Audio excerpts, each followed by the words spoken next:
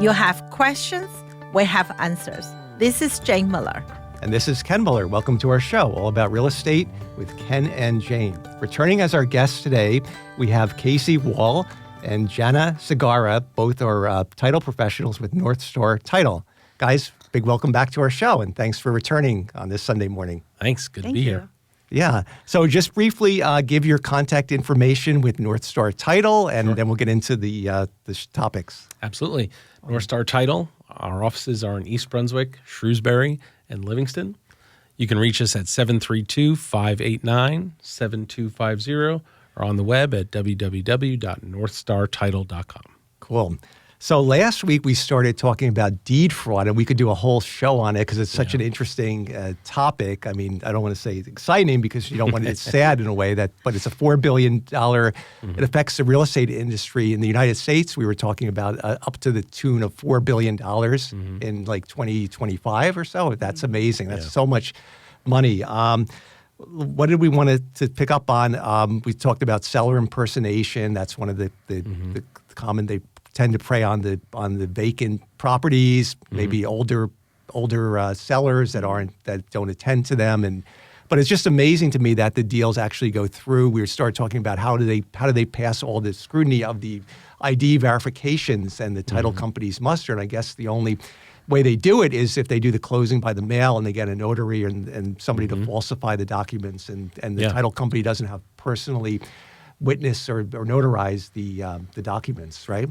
Some fraudsters are very sophisticated, and we've seen some very convincing ID try to be passed through us. But we do our due diligence, and we incorporate a lot of technology that allows us to verify identity and to make sure that the people who are proposing to be the sellers are actually the sellers. And that might involve some detective work where you actually get in touch independently with the seller, you research the seller and say, hey, Mr. Jones, is it true? We just want to verify as a third source that you are truly selling that piece of land. It's interesting because it's not always high-tech technology because in some cases it's like send a letter through regular mail to the actual seller, the address on the tax record to make sure an actual old-fashioned letter to make sure that it gets to the actual seller, or even your tactic of you're going to actually meet that seller at the property and see who it is. That's a great way to combat it. There's no one magic bullet to prevent it. You really have to take every defense that you can and make sure that you root it out. Yeah, and here's a spinoff from that with wire transfers. Oftentimes what happens with, what do they call it, phishing or whatever, with the email, if somebody gets a hold of the email, then they alter the wire instructions, but make it appear to be from North Star Title or whomever, and then it's happened where the buyer's gotten that email. They don't call to double check with the title company the wire instructions. They end up wiring a few $100,000 to the wrong to the fraudster. So the wire fraud that we prevent mostly would be for payoffs, and that's because we have a very regulated system for how we accept payoff wire instructions. We have a list of approved wires already that we've vetted and we know are correct. And we also use technology platforms that will go out and verify the ones that we can't verify on our own. So these are secure platforms that take email out of the equation so that that can't be broken into. But then there's the wire fraud that we can't prevent. And I think that's something that's real important to get out there is when the buyers send their deposits or a portion of the sales price to a third party that they think is either the title company or their attorney, but somewhere along the line, somebody has figured out that there's a transaction and they've impersonated the party that should receive the funds. And it's really heartbreaking because by the time we find out, it's usually a few weeks later. Right. And at that point, recovery becomes a challenge, if not impossible. Yeah, holiday weekends are special times that we usually are like reading and circulating alerts in particular.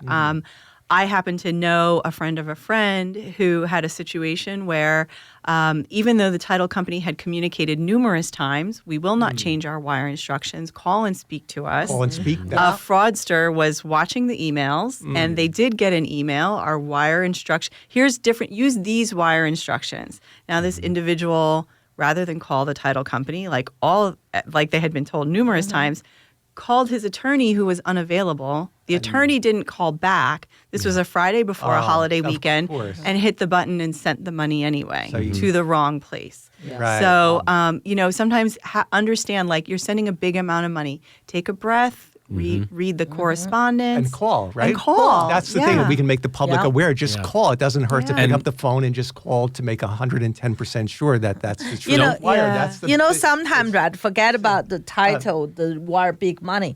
Sometimes I get a phone call, right? One day I got a phone call. They are the bank. Said, oh, is that a Jane Muller? Yes, ma'am. Did you spend whatever? Ask the account. I said, I don't want to talk to you. I said, who do I know who you are? I hang up and they text me. I wouldn't answer. And they keeping text me to the point when I finish what I was doing. I said, you know what? Maybe I should call the bank to make sure.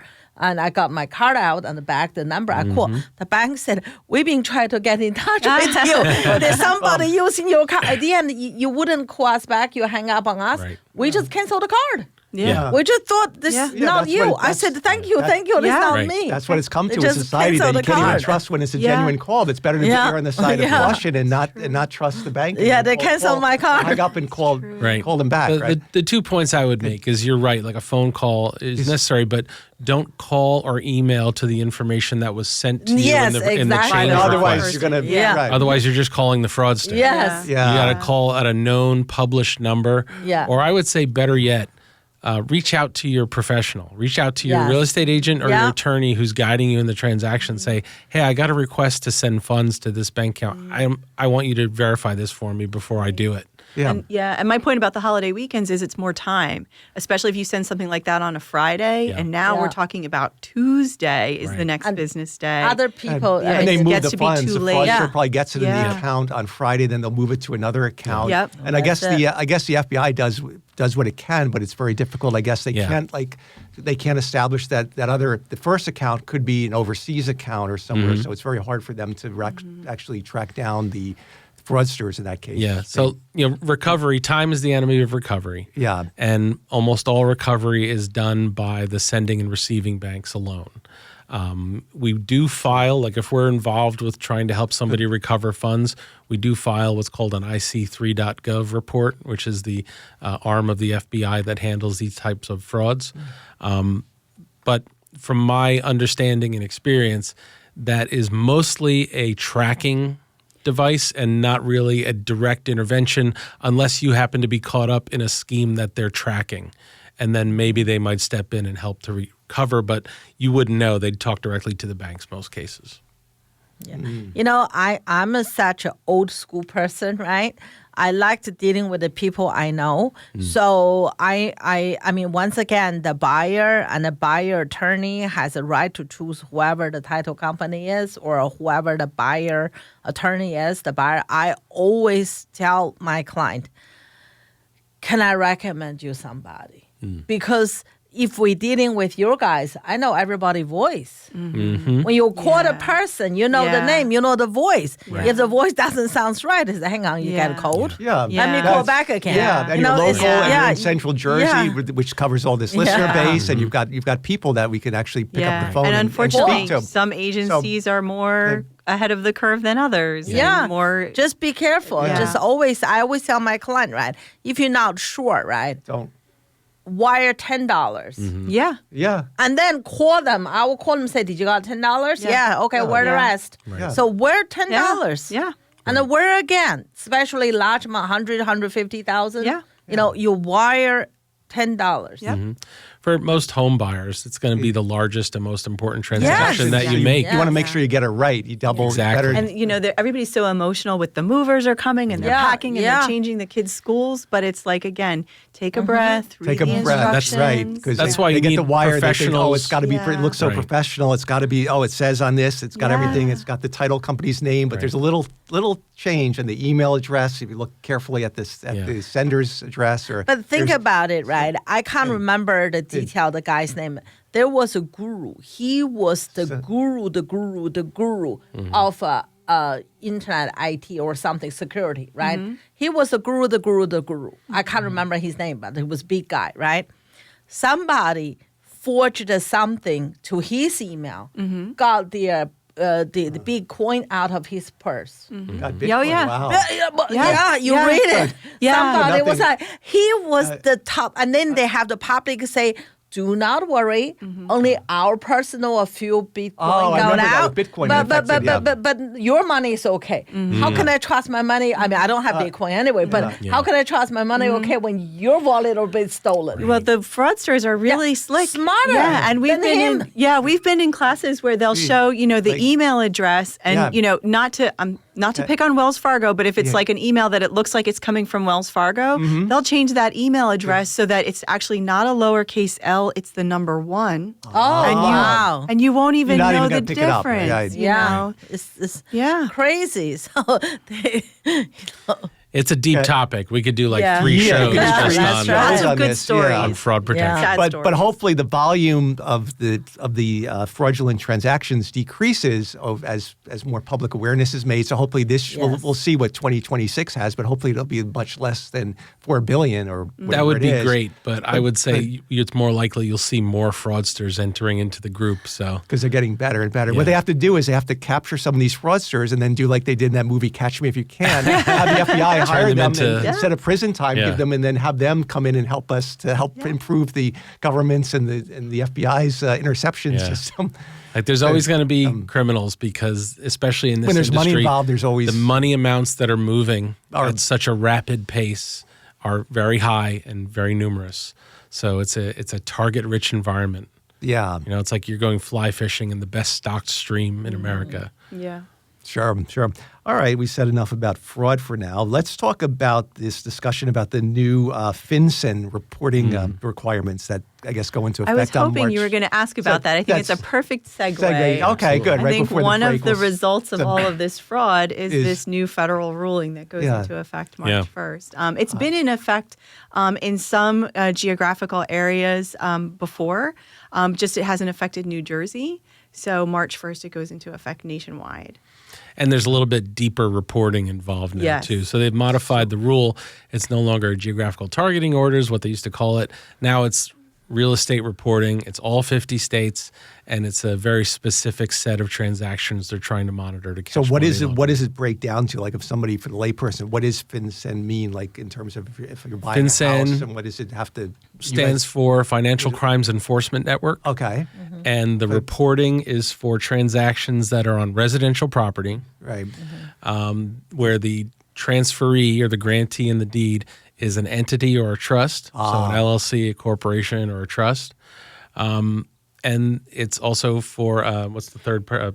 I was going to say it's meant to cut down on money laundering. Right. It's the anti-money laundering action that we're taking. Right. It's also non-finance transactions. Yes. So that's the third parameter. So if it's a cash sale or a hard money lender, basically if they don't pass through the anti-money lendering channels that banks and institutional lenders have to go through when they take on a loan application, it may fall under FinCEN reporting rule.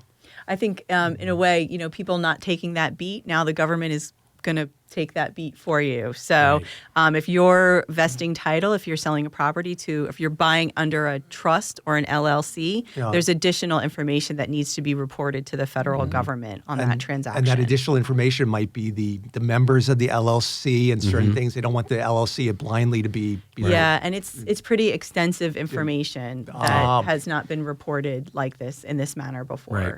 So they want to pierce the LLC or the company's trust. Yeah. They want to know who the individuals behind it that are backing it are. I think it's also important to note that it's transfers that are the trigger, not necessarily a purchase. So if somebody were to transfer their title to their property from themselves to an LLC, could be their LLC, for no consideration or no valuable consideration. If it's, residential property, that would fall under the FinCEN reporting rule. So there doesn't have to be any valuable consideration made in order for this to need to be done. So that is worth noting because we sometimes get asked to help with that kind of a transfer. Sometimes people do it for estate planning purposes. Right. But sometimes people do it on their own. Yeah. And I think they need to be aware, hey, there's a reporting rule you might not be aware of. And one of the dangers is that the responsible person for reporting, if they fail to do it, in accordance with the rule, there are civil penalties that are quite high, but this is also the first time we've seen criminal penalties. Oh, wow. It could include jail time. So if the responsible reporter willfully fails to report, I think they're subject to criminal penalties. Absolutely. So we're taking it very seriously, and we're still in the planning stages, but the final planning stages of how we're going to address it. But it's we think it'll maybe affect up to 10% of our business. Wow. Okay, we're going to go to break. We'll talk more about that right after these messages. Okay, welcome back to our show. So Casey and Jana, we were talking about the FinCEN reporting requirements that go into effect on March 1st. And we were just before the break, we mentioned that there's civil and also possibly criminal penalties for willfully not complying with it. So if I understand it correctly, then if an owner, as of March 1st, sometimes owners may not even consult a title company, but if they want to transfer like a property they own from the individual to an LLC that they've established, that would, after March 1st, that would trigger FinCEN reporting. And if they do it without the guise of a title company like yourselves, like North Star, that's problematic for the and trusts too. I mean, that's a very common thing is to transfer title out of your personal name into a trust. So that you can avoid probate. And that's great for planning, but you have to be cognizant of the fact that that may trigger FinCEN reporting. And is FinCEN reporting, is there a particular form that the government has developed of the information that they want the reporters, meaning the title companies, to fill out and obtain, like the owner, the names of the LLC, the social security numbers or tax ID number? I mean, there's a whole... That was one of the things that was a little stressful is the form is extensive. There's a lot of information. Yeah. And I think originally we were thinking this was going to go into an effect in December, and it was supposed to be December. They moved They it didn't out. have the form ready. That was okay. And people were kind of nervous, like, how can we report this? You don't even have your form ready. So now we're at March, and it definitely is going to be March 1st. And this is all 50 states. Yes. Will have to do it, right? Nationwide. Nationwide. So we're adopting an approach of there's going to be a platform. Once we've identified the transaction as being FinCEN reporting required, we're going to need to get the emails of all buyers and all sellers and submit them an invitation to join our platform. A secure link. So they're going to have to go through a secure link and submit their own information on the form. And then once that's done, closing can be scheduled. But all of our processors and everybody that's in a transaction that's flagged for FinCEN is going to be made aware. Your reporting requirements have to be met before we can schedule closing. Okay. Because in the case of us doing the closing, it would be North Star Title that would be on the hook for any failure to report. Right. But is there a waiting period once the reporting is done? Is there a period where the government can come back? Like, is there once the report is filed, who's reviewing it? Or what if there is a red flag or some issue? Does the government just say, nope, you just got to report it? And then if you don't hear back from us in a 20 days or 30 days, you can go ahead and proceed to closing, or they don't really have that in place in the rule? Well, there'll be confirmation through the platform. Right. There would be some confirmation, like sort of like with the bulk sale in New Jersey, that you get a letter or something that you can proceed or you withhold X amount. The platform that we're using, like the important parts, like if you mistype your social security number, it's going to recognize that for you right away and tell you this is not your social security number. Please put it in. So they got checks in. They have checks in There's place. some automated on the, checks in that. So and again, for a lot of states, like this has been already not this extensive, but they've already been going through these steps already. So it's just the platform we're using is already in effect for geographic targeting orders in Miami and New York and places like that. Yeah. They're just now expanding it to include all the fields that the IRS wants and for all 50 states. Yeah. Okay, so the platform has a lot of the checks and balances in place. Yeah.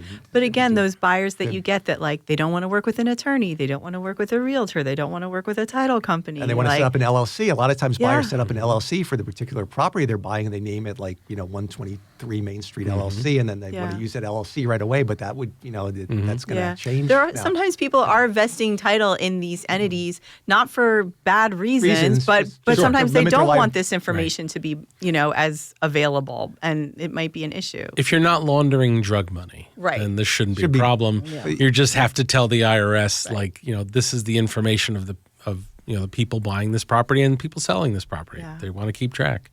Yeah. So they make the rules and we have to follow it, unfortunately. Yeah.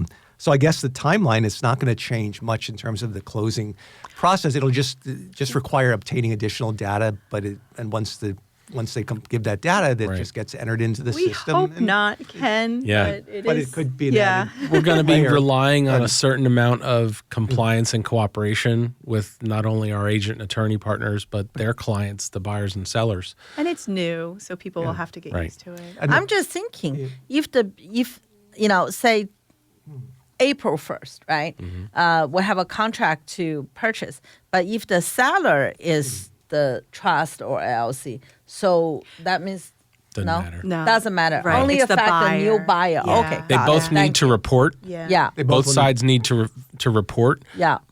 who they are and their particulars. But the FinCEN reporting rule is only triggered if the buyer. the grantee New on the buyer. deed, the transferee, is okay. the entity I'm or glad trust. I asked the question. Yeah. Yeah, again, the Because main- they're worried about new money getting transferred Yeah. into a property that could be from. They want to make sure that Yeah. the source of the funds coming in are legit and not from a Money and Yeah. assets, because we were Assets, asking this right. week, we're like, wow, it's even dollar, no consideration transactions. Those two are Shifting Yeah. of Oh. assets Yeah. too is something they want. right. Who's so holding that the asset asset. gets changed. Yeah. Yep. Wow. Yeah, that's really something. And then let's talk about the penalties again. Now, if you don't follow the FinCEN, what are the civil penalties? How do they go up? There's like a Fines. scale of Yeah, there's a scale of fines. I'm sure. I don't know exactly what they are. They're high numbers. They're They're high not numbers. small. Yeah, it's not $100. No. It's not like parking in a handicap spot. It's Actually, it's a significant amount of I saw money. yesterday. It's they consider it like the first offense is like $5,000, And then but you it's do it- $5,000 every day. Oh Right. wow! So So, it's pretty steep. yeah, And there's jail and time then- too yeah. if there's criminal. I believe if there's there's- willful disregard for the rule, you could face jail time. Wow. Now it hasn't actually been outlined because nobody's fallen into this trap yet as to Not who yet. actually gets to go to jail. Yeah. You know, I a don't lot know. of time, right? Yeah. I mean, I'm not talking about this just in general, right? If you have a rule, if you have a law, you have to enforce it, right? Right. Regardless, right or wrong, but that's a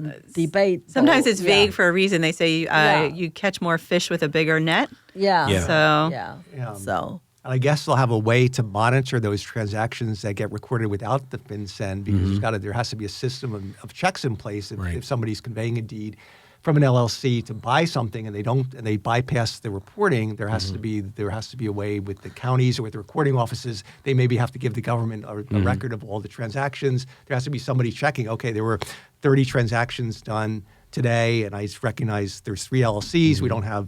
Otherwise, it's a paper. But that's up. the AI probably can sort it out in a second. Yeah. There has to be some So- way to, Yeah. And this is sort going to it be out. a huge data pull for the Yeah. for the IRS. Yeah. Right. And I assume that there's probably some known parties that as soon as they see their name or social come up, they're Yeah. gonna pay attention to that Yeah. sale because they know that there could be some criminality involved. Yes. But they may also use that data to judge trends and to see where money is coming from and going to. Yeah. Yeah, that's all cool. Let's switch now and talk a little bit about estate issues that can arise when somebody inherits a property and what the title issues implications could be and what can arise in that regard. Yeah.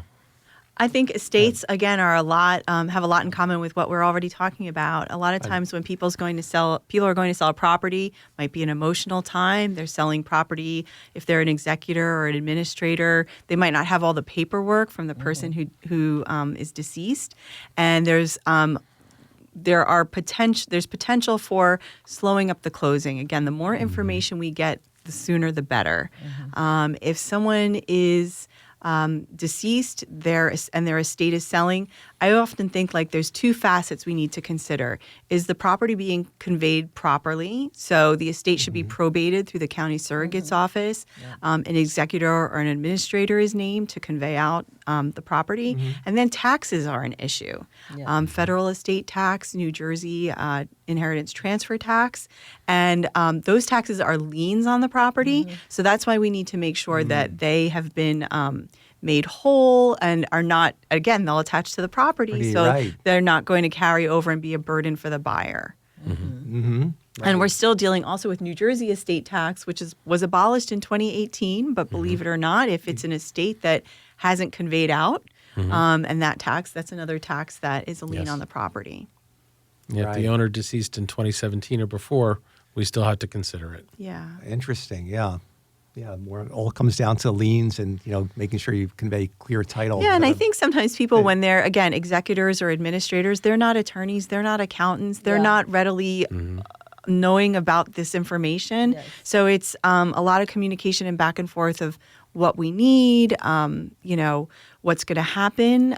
Sometimes if the estate taxes haven't been paid before closing, that happens often. An escrow will need to be held, and people don't always understand that. So it's just communication is key. And let's say someone dies without a will, so there's no, then it even adds another layer. Then you've got to get, I guess, letters, testamentary, or getting somebody from the court or recognizing somebody as the executor of the estate or executive. Yeah. So if there's no will, you're looking for an administrator to be appointed with letters of administration.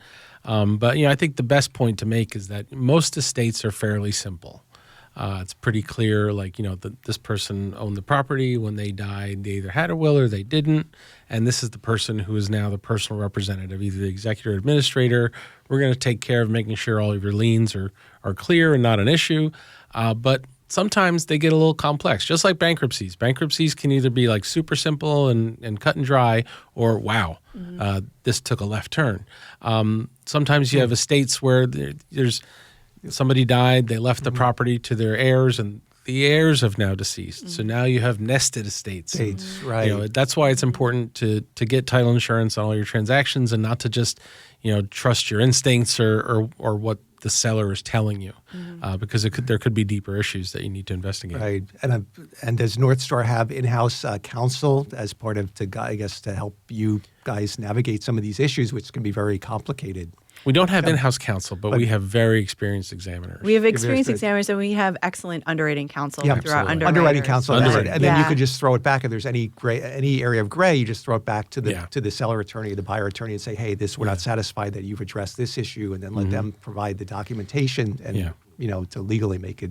We're fortunate in that our examiners for 99% of these type of issues will know the right answer. Yeah. And in the 1% where we don't, we can generally formulate our question to the underwriter in such a way that we're saying, this is what we're seeing, this is what we think we should do, do we have your permission to proceed? Very, very seldom do we call where we're flummoxed and looking for a lifeline. Mm-hmm. Wow. Well, guess what, guys? We are out of time again. The time goes fast. When you're talking title, it always goes so fast. So just once again, we want to thank you both for being our guests and returning again this Sunday morning. Our pleasure. And please give North Star's contact information for our listener base out there. Yeah, North Star Title. You can reach us at 732-589-7250 or on the web at www.northstartitle.com. All right. That'll do it for today's show. Thanks again to Casey Wall and Jana Segara of North Star Title for sharing their expertise. We hope you guys enjoyed the show, and give them a call for any of your title issues. They're great. Have a great weekend. See you next week. Thank you. Thank you both.